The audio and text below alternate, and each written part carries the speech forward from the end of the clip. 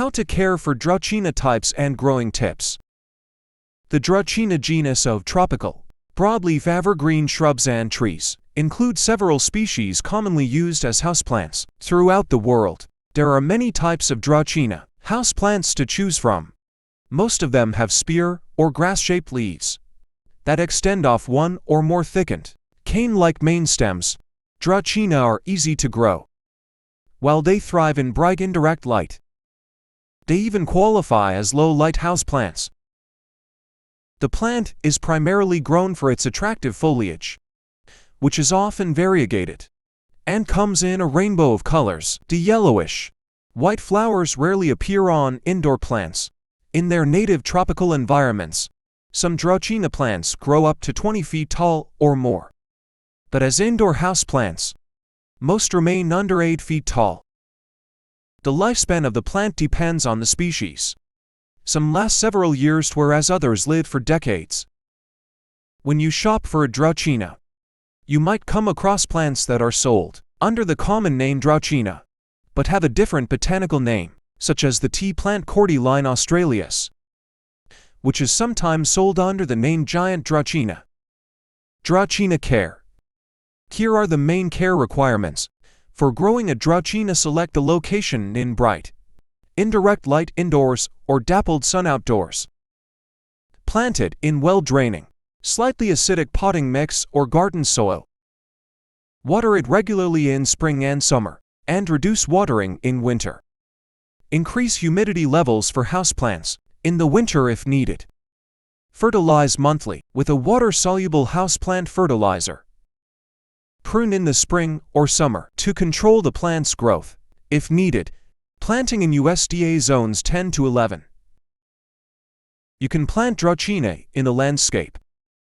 The plants will grow much larger than houseplants, so make sure the species of your choice fits the location. As it grows into a mature plant, often a sizable tree, select a location with partial shade, ideally dappled sun cast by other plantings.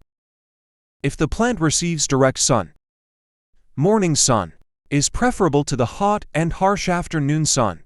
The soil in the planting location needs to be well draining and slightly acidic with a pH between 6.0 and 6.5.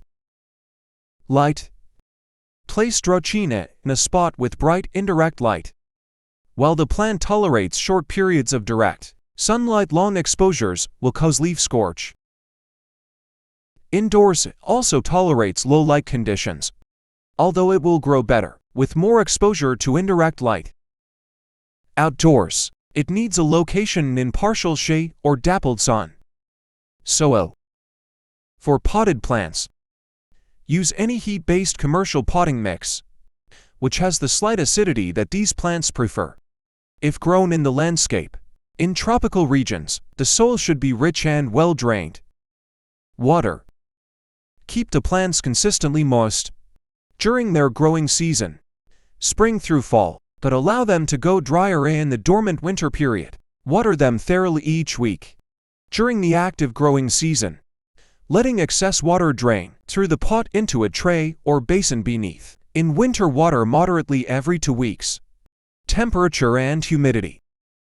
Most Dracaena species thrive at temperatures of 70 to 80 degrees Fahrenheit, but will react badly if temperatures drop below 50 degrees Fahrenheit. These tropical plants like a fairly high humidity level, which is often a problem for indoor plants during the dry winter months. Mist or use a room humidifier. If the air in your home is dry, fertilizer during spring and summer. Give Dracaena houseplants a monthly feeding with a water-soluble fertilizer formulated for houseplants. Do not fertilize in fall and winter, when plant growth slows down. Is Dracaena a good indoor plant? If easy care, low maintenance, adaptability of low light, and lots of beautiful varieties in different price ranges. To choose from our criteria for a good houseplant, Dracaena certainly qualifies. The only drawback is that it's toxic to pets, so why you decide to bring a Dracaena into your home, make sure to keep it out of reach of your four-legged friends.